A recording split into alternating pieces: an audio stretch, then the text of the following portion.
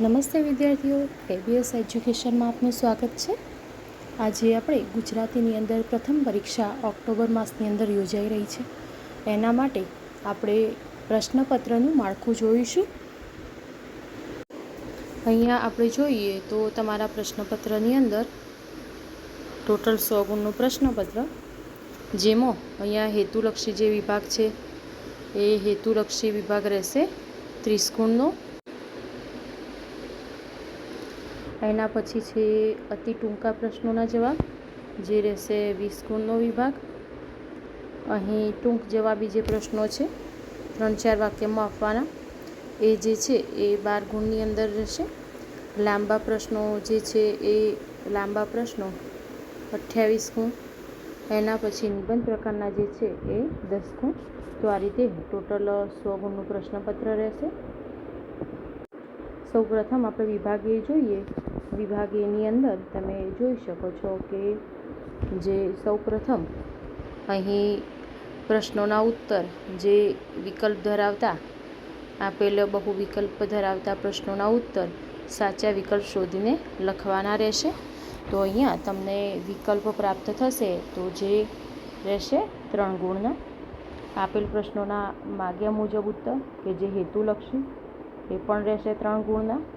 એના પછી એક વાક્યમાં જે ઉત્તર લખવાના રહેશે એ રહેશે 4. એના પછી છે 3-4 વાક્યમાં ઉત્તર લખવાના જે ટૂંકમાં, તો અહીંયા તમારે કોઈ પણ 3 લખવાના રહેશે. 1નો 2 ગુણ, એટલે કે અહીંયા 6 ગુણનો જે આ પ્રશ્ન છે. એના પછી છે સવિસ્તાર પ્રશ્નોના ઉત્તર, તો અહીંયા 4 ગુણનો રહેશે. અહીં એક પ્રશ્ન વિકલ્પમાં પ્રાપ્ત થશે, એટલે કે 2માંથી એક પ્રશ્ન તમારે લખવાનો રહેશે. તો આ રહેશે ટોટલી તમારા પદ્યને આધારિત વિભાગ, કે જેની અંદર જે કાવ્યો છે તમારા અભ્યાસક્રમની અંદર સમાવિષ્ટ, તો પદ્યમાંથી એના આધારિત આ વિભાગ રહેશે. એના પછી જોઈએ વિભાગ બી, કે જે રહેશે ગદ્ય આધારિત, એટલે કે જેટલા પાઠ છે તમારા અભ્યાસક્રમની અંદર સમાવિષ્ટ એના આધારિત રહેશે. તો અહીંયા જોઈએ કે સૌ પ્રથમ જેમ પદ્ય વિભાગ હતો એ જ રીતે અહીં આપેલ બહુ વિકલ્પ ધરાવતા પ્રશ્નોના ઉત્તર સાચા વિકલ્પ શોધીને લખવાના રહેશે, કે જે 3 ગુણનો રહેશે. એના પછી માગ્યા મુજબ હેતુલક્ષી પ્રશ્નોના જવાબ, તો એ અહીંયા 3 ગુણને આધારિત રહેશે. એની નીચે આપણે લખેલું પણ છે કે કયા શેના આધારિત આ પ્રશ્નોના જવાબ રહેશે. લેખકનો પરિચય છે, ગદ્ય સ્વરૂપ છે, કૃતિ છે, એના સંદર્ભની અંદર આ પ્રશ્નો રહેશે. તો દરેકની અંદર આપણે નોંધ કરેલી છે કે શેની અંદરથી આ પ્રશ્નો રહેશે. અહીં આ ગુજરાતીના જે ભાષાનું માળખું છે એની અંદર કોઈ એવા ફિક્સ પ્રકરણ નથી રહેતા આપણે કે આ જ પ્રકરણમાંથી આ પ્રશ્ન પૂછાશે આટલા ગુણનું. જે તત્વજ્ઞાન, મનોવિજ્ઞાન જેવા પ્રશ્નો વિષયોની અંદર જે નક્કી હોય છે માળખું, એ પ્રમાણે ભાષાની અંદર નક્કી હોતું નથી. તો જેટલો આપણો ગદ્ય અને પદ્ય વિભાગ હોય છે બંને, એની અંદરથી આપણે ટોટલી તૈયારી કરવાની રહે છે. એના પછી આપણે જોઈએ તો અહીંયા આગળ જોઈએ તો અહીં એક વાક્યમાં ઉત્તર લખવાના રહેશે, જે 4 પ્રશ્નો આવશે અહીં. પછી છે 3-4 વાક્યની અંદર જવાબ લખવાના, કે જે અહીં કોઈ પણ 3 લખવાના અને 6 ગુણ, એટલે કે 2-2 ગુણના રહેશે.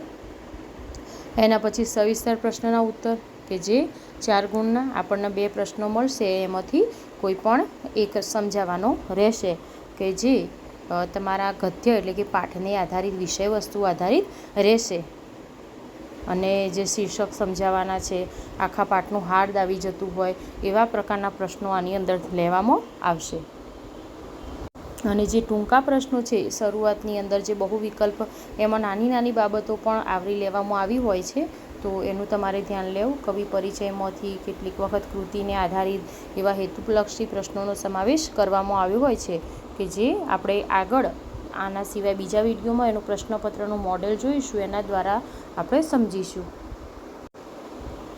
તો અહીં વિભાગ સી, જેની અંદર રહેશે વ્યાકરણ વિભાગ. તો અહીંયા જોઈએ વ્યાકરણની અંદર, તો સૌ પ્રથમ વ્યાકરણની અંદર તમે જુઓ કે સમાન જે અર્થ છે, એટલે કે સમાન શબ્દની સામે 3 શબ્દો આપણને આપેલા હશે, તો જેની અંદરથી 2 સમાન શબ્દો સામે શોધી અને એની જોડ બનાવવાની રહેશે. તો એવા કોઈ પણ 4 લખવાના રહેશે, કે જેના 2 ગુણ રહેશે. અહીં આપણને નીચે માહિતી પણ મેં તમને આપેલી છે કે પાઠ્યપુસ્તકના ગદ્ય પદ્ય કૃતિમાંથી આ શબ્દો રહેશે. એના પછી આપણે આગળ જોઈએ કે નીચે આપેલ વાક્યમાં રેખાંકિત શબ્દના સ્થાને એનો વિરોધી શબ્દ મૂકવાનો છે અને એનો અર્થ બદલાય નહીં તે રીતે વાક્ય લખવાના રહેશે. એટલે કે એનો અર્થ પણ ન બદલાય અને એનો વિરોધી શબ્દ તમે ઉપયોગ કરો અને એના દ્વારા અહીંયા આ વ્યાકરણનો વિભાગ રહેશે. જે પ્રશ્ન 36 થી 40 છે તો એના 2 ગુણ રહેશે, કોઈ પણ 4 તમારે લખવાના રહેશે. અહીં એની અંદર જે શબ્દ આપણને આપ્યો હોય એનો વિરોધી શબ્દ મૂકવાનો છે અને એ જે વાક્યો છે તો એ વાક્યનો અર્થ ન બદલાય એવી રીતે. એટલે કે દાખલા તરીકે આપણે એવું વાક્ય લઈ લઈએ કે આ પુસ્તક ઉપયોગી છે, તો આપણે એનો વિરોધી શું મૂકી શકીએ? ઉપયોગીનો તો બિનઉપયોગી. તો આપણે એવું કહી શકીએ ભાઈ આ પુસ્તક બિનઉપયોગી નથી, તો એનો પણ એ જ અર્થ થયો, અર્થ ચેન્જ થયા વગર. તો આવી રીતના વાક્યો આમાં રહેશે. એના પછી છે શબ્દ સમૂહ માટે એક શબ્દ, તો એ લખવાનો રહેશે અહીંયા. એના પછી છે તળપદા જે શબ્દો છે, તળપદા શબ્દો એનો શિષ્ટ રૂપ આપવાનું રહેશે અહીંયા 1 ગુણ. એના પછી છે જોડણીનો આધારિત, તો એનો પણ 1 ગુણ રહેશે. પછી છે અહીંયા સૂચના પ્રમાણે લખવાનું રહેશે, વાક્યમાંથી વિશેષણ શોધીને લખો. એના પછી છે ખાલી જગ્યામાં પાઠ્યપુસ્તક આધારિત વિશેષણ જે છે લખવાનું રહેશે અહીંયા. તો એવી રીતના પ્રશ્નો જે છે 3 ગુણના અહીંયા રહેશે. એના પછી વ્યાકરણ વિભાગની અંદર આગળનો પ્રશ્ન રહેશે કે જેમાં સંયુક્ત અને સંકુલ વાક્યો સાદા વાક્યમાં ફેરવવાના રહેશે, અથવા તો ઓલ્ટર ચેન્જ સાદા સંયુક્તમાં કે સંયુક્ત અને સંકુલમાં એ રીતે કન્વર્ટ કરવાના જે વાક્યો છે તો વાક્યો ટોટલી તમારે તૈયાર કરવાના રહેશે. સાદા, સંયુક્ત અને સંકુલ એનું રહેશે અહીં 2 ગુણ. એના પછી જે સાદા વાક્યને સંયુક્ત કે સંકુલ વાક્યમાં ફેરવવાના રહેશે, તો એનો પણ રહેશે અહીંયા 2 ગુણ.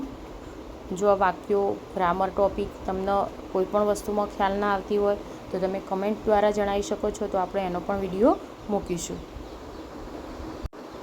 એના પછી જોઈએ આગળ વિભાગ ડી. તો વિભાગ ડીની અંદર તમે જુઓ તો એમાં અર્થગ્રહણનો વિભાગ રહેશે. એટલે કે અહીંયા પહેલાં તો પદ્યના આધારે પ્રશ્નો હશે, એના વાક્યોની અંદર 1-2 વાક્યોમાં જવાબ આપવાના કે જે અહીંયા 5 ગુણનો રહેશે. અને એ એવું પેરેગ્રાફ હશે કે જે પાઠ્યક્રમમાં તમારા અભ્યાસક્રમમાં સમાવિષ્ટ ન હોય. તમારે વાંચન કરવાનું, વાંચન કરી અને એના પ્રશ્નોના ઉત્તર આપવાના રહેશે. એના પછી છે જે પદ્યનો પેરેગ્રાફ આવ્યો એવી જ રીતે ગદ્યના આધારિત અહીંયા પ્રશ્નોના ઉત્તર આપવાના રહેશે. તો એના પણ 5 ગુણ છે. તો એટલે કે પદ્યાર્થ ગ્રહણ અને ગદ્યાર્થ ગ્રહણ એવી રીતે બંનેના પ્રશ્નોના ઉત્તર આપવાના રહેશે. એના પછી છે જે વિભાગ, તો 81 નંબરની અંદર આપણે જોઈએ તો અહીંયા તમારે રહેશે જે ગદ્યખંડ છે એનો સંક્ષેપ કરવાનો રહેશે. તો જેના અહીંયા 5 ગુણ રહેશે. સંક્ષેપ કરી અને યોગ્ય શીર્ષક આપવાનું રહેશે. એના પછી છે કે ગદ્યખંડને કાળકથન રીતે એના વિકાસના ક્રમમાં ગોઠવી ફરીથી લખવાનું રહેશે. એટલે કે જે તમારા પાઠ્યપુસ્તક છે એને આધારિત જે ગદ્યકૃતિ છે એના દ્વારા તમારે આ કાળકથન એટલે કે એના સમય અનુસાર એના ક્રમમાં ગોઠવવાનું રહેશે. એના પછી છે આગળ જોઈએ વિભાગીની અંદર કે જે વિષય પ્રમાણે 100 શબ્દોમાં માગ્યા મુજબ અરજી લેખન. તો અરજી લેખનની અંદર તમારે બરાબર ફોર્મેટની અંદર અહીંયા 5 ગુણની અંદર અરજી લખવાની રહેશે. તો અરજી લેખન આપણા અભ્યાસક્રમમાં સમાવિષ્ટ જ છે, તો એના આધારિત અરજી લખવાની રહેશે. એના પછી છે ગદ્યખંડનું વાદાત્મક ગદ્યમાં રૂપાંતર. જે વાદાત્મક ગદ્યની અંદર રૂપાંતર કરવાનું રહેશે. અહીંયા આપણને એક ગદ્યખંડ આપેલો છે અને જેનું વાદાત્મક ગદ્યખંડની અંદર આપણે રૂપાંતર કરવાનું રહેશે. તો એના વિશે પણ મેં તમને થોડી નીચે માહિતી આપેલી છે, તમે જોઈ શકો છો.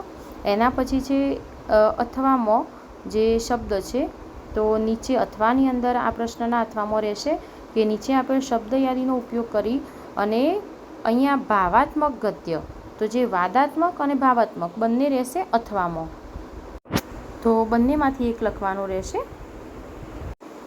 એના પછી છે અહીં 10 ગુણની અંદર મહત્ત્વનું રહેશે જે તમારો નિબંધ છે, જે મૌલિક ભાષામાં તમારે લખવાનો રહેશે. અહીં પાઠ્યપુસ્તકની આધારિત પણ હોઈ શકે છે, વર્તમાન પ્રવાહોને આધારિત પણ હોઈ શકે છે, અથવા તો તત્કાલીન સમસ્યાઓ કે કોઈ પણ વાતાવરણને અનુલક્ષીને અહીંયા તમારે તમારી મૌલિકતા અને ભાષા શુદ્ધિની રીતે નિબંધ લખવાનો રહેશે, જેના 10 ગુણ રહેશે. તો વિદ્યાર્થીઓ, આમાં તમને કંઈ પણ વસ્તુમાં કન્ફ્યુઝન હોય તો તમે મને કમેન્ટ કરી શકો છો. વિડીયો જોવા માટે ખૂબ ખૂબ આભાર. Thank you.